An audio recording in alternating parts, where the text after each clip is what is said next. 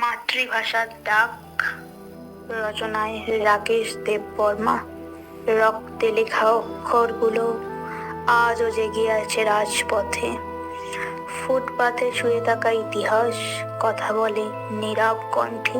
মায়ের মুখের প্রথম ডাক, শিশির ভেজা ভোরের গান, সে ভাষার জন্যই বুক পেতে দিয়েছিল কত প্রাণ।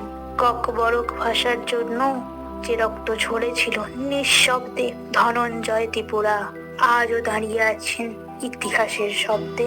কেউ মরেনি বৃথা, অক্ষরগুলোই তাই অমর। ভাষার মানচিত্রে আঁকা আছে শহীদের রক্তিম স্বর।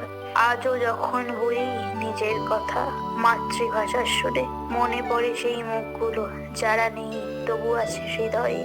ভাষা শুধু শব্দ নয়, ভাষা মানে পরিচয়, নিজেকে জানার প্রথম জানালা, নিজের মতো হওয়ার সাহস, প্রণয়। আসুক না আধুনিক ঢেউ, ভুলিয়ে দিতে চাইলেও ইতিহাস, মাতৃভাষা বাঁচবে চিরকাল, রক্তে, লড়াইয়ে আর বিশ্বাসে, নিঃশ্বাসে। নমস্কার।